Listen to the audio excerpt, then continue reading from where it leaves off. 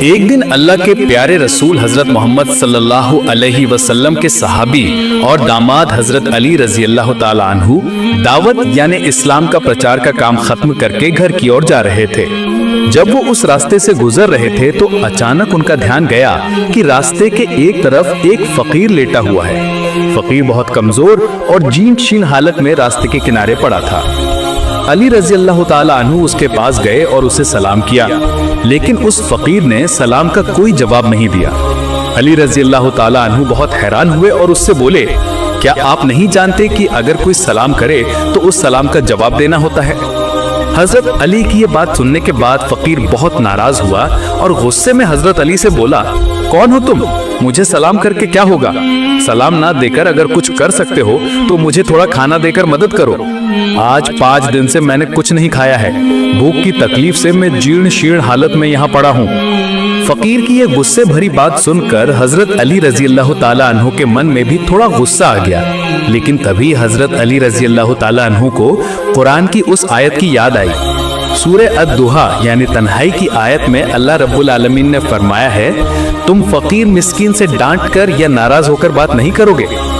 حضرت علی رضی اللہ تعالی عنہ نے اپنا غصہ قابو کیا اور نرم لہجے میں اس فقیر سے بولے، میرے پاس تو ابھی کوئی کھانا نہیں ہے، میں دعوت کا کام ختم کر کے گھر کی طرف جا رہا ہوں، میرا گھر تھوڑی ہی دور ہے، اگر آپ کھانا پانا چاہتے ہیں تو میرے ساتھ میرے گھر چلیے، میرے گھر جانے پر شاید میں آپ کو کچھ کھانا دے پاؤں گا۔ فقیر بولا، میں بہت کمزور ہوں، بھوک کی تکلیف نے مجھے اتنا پست کر دیا ہے کہ میں اٹھ کر کھڑا بھی نہیں ہو سکتا، میں آپ کے ساتھ آپ کے گھر تک چل کر کیسے جاؤں گا؟ میں آپ کے گھر جا سکتا ہوں اگر آپ مجھے کندھے پر اٹھا کر لے جائیں۔ تب حضرت علی رضی اللہ تعالی عنہ نے فقیر کو کندھے پر اٹھایا اور کندھے پر لے کر گھر کی طرف چلنا شروع کیا۔ تھوڑی دیر بعد حضرت علی گھر پہنچے اور گھر کے آنگن میں اس فقیر کو لٹا دیا، پھر گھر کے دروازے پر جا کر سلام کیا، السلام علیکم یا اہل البیت۔ گھر کے اندر حضرت فاطمہ رضی اللہ تعالی عنہ اور حسن اور حسین رضی اللہ تعالی عنہما موجود تھے۔ حضرت فاطمہ بھی بھوک کی تکلیف سے بہت کمزور ہو چکی تھیں، کیونکہ پچھلے 3 دن سے فاطمہ کے چولہے میں بھی کوئی آگ نہیں جلی تھی۔ فاطمہ نے جب اپنے شوہر کی آواز سنی تو وہ کمزور حالت میں دھیرے سے اٹھیں اور اپنے شوہر کے لیے دروازہ کھول دیا۔ حضرت علی رضی اللہ تعالی عنہ گھر کے اندر داخل ہوئے اور دیکھا کہ فاطمہ بہت کمزور ہے۔ فاطمہ کی آنکھیں تھوڑی اندر دھنسی ہوئی تھیں، فاطمہ کے چہرے پر پریشانی اور بھوک کے نشان تھے۔ حضرت علی رضی اللہ تعالی عنہ نے پوچھا، فاطمہ کیا ہوا ہے؟ فاطمہ رضی اللہ تعالی عنہ نے کہا، آج کچھ دن پہلے ہی آپ دعوت کے کام پر چلے گئے تھے، پچھلے 3 دن سے ہمارے گھر میں کوئی کھانا نہیں ہے، دونوں بچے بھوکے ہیں، وہ بھوک کی تکلیف سے کرہ رہے ہیں۔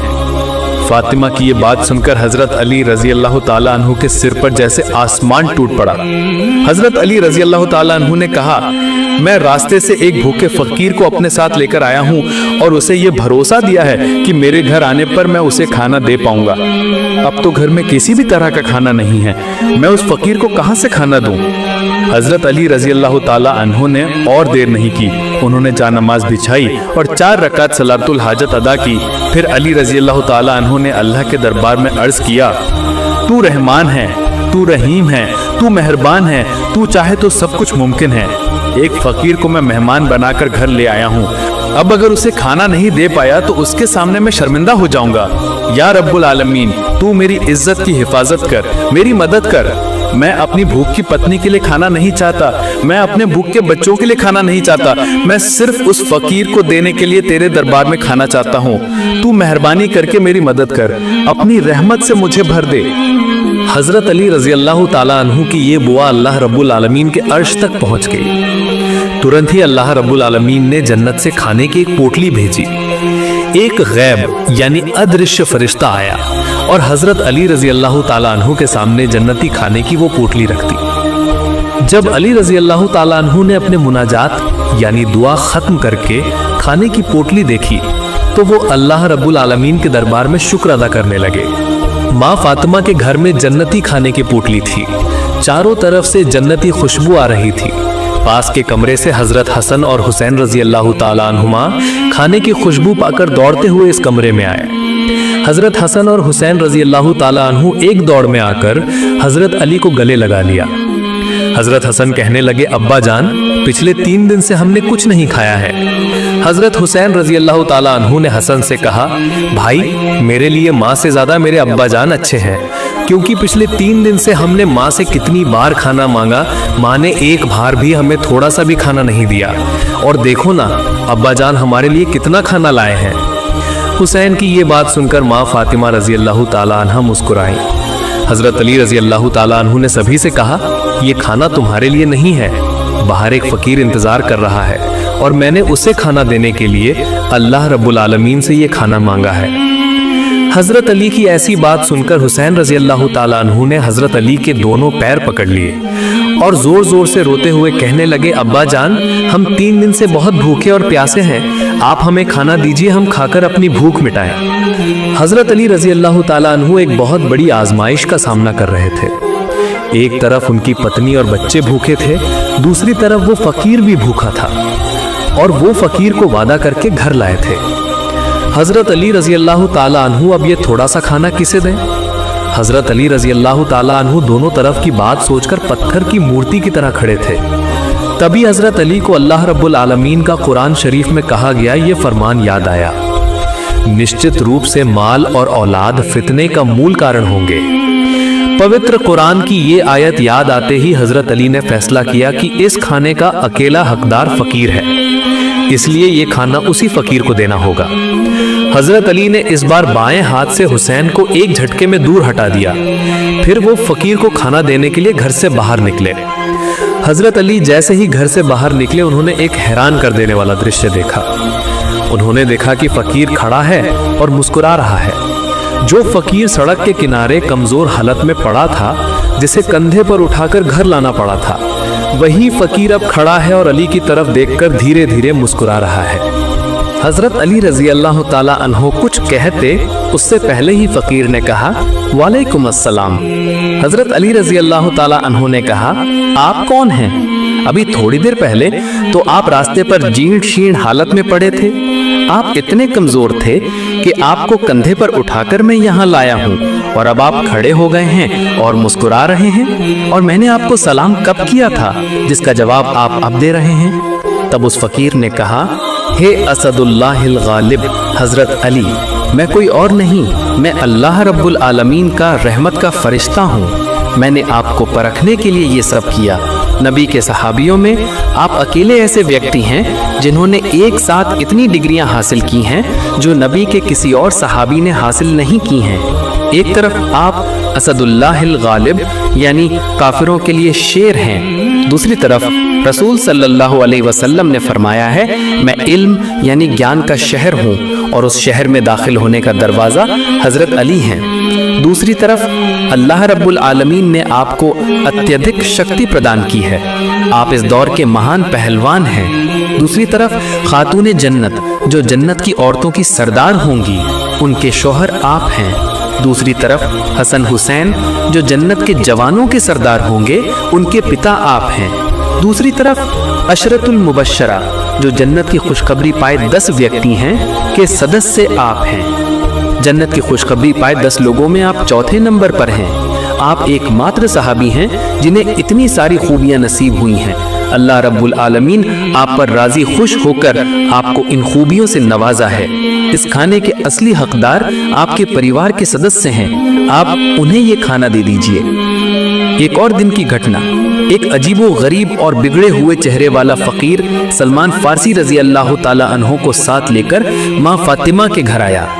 हजरत सलमान फारसी रजी अल्लाह ताला अन्हो ने फातिमा के दरवाजे पर जाकर सलाम किया, अस्सलामु अलैकुम या अहलल बैत। हजरत फातिमा रजी अल्लाह ताला अन्हा ने पर्दे के पीछे से सलाम का जवाब दिया और पूछा, आप कौन हैं? सलमान फारसी ने कहा, आपके पिता अल्लाह के पैगंबर ने मुझे भेजा है, मेरे साथ एक फ़कीर है। ये फ़कीर आपके पिता के पास गया था, लेकिन आपके पिता के पास भीख देने के लिए कुछ नहीं था, इसलिए उन्होंने इस फकीर को आपके घर भेजा है और आपके पिता ने कहा है कि आप इस फकीर की कुछ मदद करें। हजरत फातिमा रजी अल्लाह ताला अन्हा ने कहा, मेरे घर में तो कुछ खास नहीं है, मैं इस फकीर को क्या देकर मदद करूंगी? हाँ, मेरे पास एक पसंदीदा चादर है, मैं ये चादर आपको देती हूँ। आप इस चादर को यहूदी के घर गिरवी रखकर वहां से जो पैसा मिलेगा वो पैसा इस फकीर को दे दीजिएगा। हजरत सलमान फारसी वो चादर लेकर यहूदी के घर गए और यहूदी से कहा, ये चादर गिरवी रख लो। यहूदी ने चादर हाथ में ली और बहुत हैरान हो गया। यहूदी ने पूछा, ये चादर किसकी है? सलमान फारसी रजी अल्लाह ताला अन्हो ने कहा, ये चादर हमारे विश्व नबी की बेटी फातिमा की है। यहूदी चादर लेकर घर के अंदर चला गया और काफी देर बाद यहूदी वापस आया। हजरत सलमान फारसी रजी अल्लाह ताला अन्हो ने ध्यान दिया कि यहूदी के सिर से टप टप पानी गिर रहा है। ऐसा लग रहा है जैसे यहूदी ने गुस्ल किया है, यानी स्नान किया है। सलमान फारसी ने उससे पूछा, आप तो बहुत पहले घर के अंदर गए थे, इतनी देर बाद क्यों लौटे? क्या आप चादर गिरवी रखने का पैसा लाए? यहूदी ने कहा, ये लो चादर गिरवी रखने का पैसा और मुझे अभी तुम्हारे नबी के दरबार में ले चलो। मैं कलिमा पढ़कर मुसलमान होना चाहता हूँ। मैंने अपनी किताब तौरात में पढ़ा था, आखिरी जमाने के आखिरी पैगंबर जो होंगे उनके घर एक दिन फकीर आएगा और उस फकीर को भीख देने के लिए कुछ नहीं होगा। आखिरी जमाने के आखिरी पैगंबर उस फकीर को अपनी बेटी फातिमा के घर भेजेंगे, लेकिन फातिमा के घर में भी भीख देने जैसा कुछ नहीं होगा। आखिरकार फातिमा अपने जिस्म की एक चादर गिरवी रखकर उस फकीर को भीख देंगी। जब तुमने कहा कि ये चादर विश्व नबी की बेटी फातिमा की है, तभी मुझे अपनी तौरात की भविष्यवाणी की सच्चाई का प्रमाण मिल गया। जिसे तुम नबी मानते हो वो नबी आखिरी जमाने के आखिरी नबी हैं। उनके बारे में तौरात में जितनी भी भविष्यवाणियां थीं, उन सभी की सच्चाई मैं पहले ही पा चुका हूँ। मैं सिर्फ इस एक सच्चाई के इंतजार में था। मैं बहुत देर नहीं करना चाहता, मुझे अभी तुम्हारे नबी के दरबार में ले चलो, मैं मुसलमान होना चाहता हूँ। मदीना के बागानों में एक यतीम यानी अनाथ लड़के का एक बागान था। उसके बागान से सटे हुए बागान का मालिक अबू लुबाबा नाम का एक व्यक्ति था। वो यतीम लड़का अपने बागान के चारों ओर एक दीवार बनाने गया तो उसने देखा कि पड़ोसी का एक खजूर का पेड़ सीमा के अंदर आ रहा है। लड़के ने अपने पड़ोसी के पास जाकर समस्या बताई और सीमा पर आ रहे खजूर के पेड़ को खरीदना चाहा ताकि दीवार सीधी बन सके, लेकिन पड़ोसी अबू लुबाबा किसी भी तरह से राजी नहीं हो रहा था। कोई चारा ना देखकर वो यतीम लड़का रसूलुल्लाह सल्लल्लाहु अलैहि वसल्लम के पास गया और उन्हें पूरी घटना समझाई। अल्लाह के रसूल सल्लल्लाहु अलैहि वसल्लम ने अबू लुबाबा को बुलाया। जब वो मस्जिद नबवी आए तो नबी करीम सल्लल्लाहु अलैहि वसल्लम ने उससे अनुरोध किया कि वो खजूर का पेड़ पैसे के बदले में ही सही यतीम लड़के को दे दे, लेकिन अबू लुबाबा हमेशा की तरह राजी नहीं हुआ। रसूलुल्लाह सल्लल्लाहु अलैहि वसल्लम ने इस पर उससे कहा, तुम अपने भाई को वो खजूर का पेड़ दे दो, मैं तुम्हारे लिए जन्नत में खजूर के पेड़ का जिम्मेदार हूँगा। ये आश्चर्यजनक था कि अबू लुबाबा इसके बाद भी वो खजूर का पेड़ देने को राजी नहीं हुआ। रसूलुल्लाह सल्लल्लाहु अलैहि वसल्लम इस पर चुप हो गए। इससे ज्यादा वो उसे और क्या कह सकते थे। वहां मौजूद सहाबियों में हजरत साबित रजी अल्लाह ताला अन्हु थे। वो अबू दहदा के नाम से मशहूर थे। मदीना में उनका एक बहुत खूबसूरत बागान था। लगभग 600 खजूर के पेड़ों के अलावा वहां एक मनोरम घर और एक पानी का कुआं भी था। मदीना के सभी बड़े व्यापारियों के बीच अबू दहदा रजी अल्लाह ताला अन्हु का बागान बहुत जाना पहचाना था। वो अपने परिवार के साथ वहीं रहते थे। अबू दहदा रजी अल्लाह ताला अन्हु अचानक रसूलुल्लाह सल्लल्लाहु अलैहि वसल्लम के पास गए और कहा, हे अल्लाह के रसूल सल्लल्लाहु अलैहि वसल्लम, अगर मैं अबू लुबाबा से वो खजूर का पेड़ खरीद कर इस यतीम को दे दूं तो क्या मुझे भी जन्नत में खजूर के पेड़ का मालिक बनाया जाएगा? रसूलुल्लाह सल्लल्लाहु अलैहि वसल्लम ने फरमाया, हाँ, तुम्हारे लिए जन्नत में खजूर का पेड़ होगा। अबू दहदा रजी अल्लाह ताला अन्हु ने तुरंत अबू लुबाबा से कहा, आप मेरा वो पूरा बागान ले लीजिए और उसके बदले में वो खजूर का पेड़ मुझे दे दीजिए। अबू लुबाबा इस दुनियावी विनिमय पर यकीन नहीं कर पा रहा था। होश में आने पर उसने कहा, हाँ, मैं आपका खजूर के पेड़ों वाला बागान लेता हूँ, बदले में अपना वो खजूर का पेड़ आपको दे देता हूँ। हजरत अबू दहदा रजी अल्लाह ताला अन्हु ने उसी पल वो खजूर का पेड़ यतीम लड़के को तोहफे के तौर पर दे दिया। फिर रसूलुल्लाह सल्लल्लाहु अलैहि वसल्लम की तरफ देखकर बोले, हे रसूलुल्लाह सल्लल्लाहु अलैहि वसल्लम, क्या अब मैं जन्नत में एक खजूर के पेड़ का मालिक हो गया? रसूलुल्लाह सल्लल्लाहु अलैहि वसल्लम ने फरमाया, अबू दहदा के लिए जन्नत में आप कितने विशाल विशाल खजूर के बागान इंतजार कर रहे हैं। वर्णन करता हजरत अनस रजी अल्लाह ताला अन्हु कहते हैं कि ये बात रसूल पाक सल्लल्लाहु अलैहि वसल्लम ने 1, 2 या 3 बार नहीं बल्कि खुश होकर बार बार कही।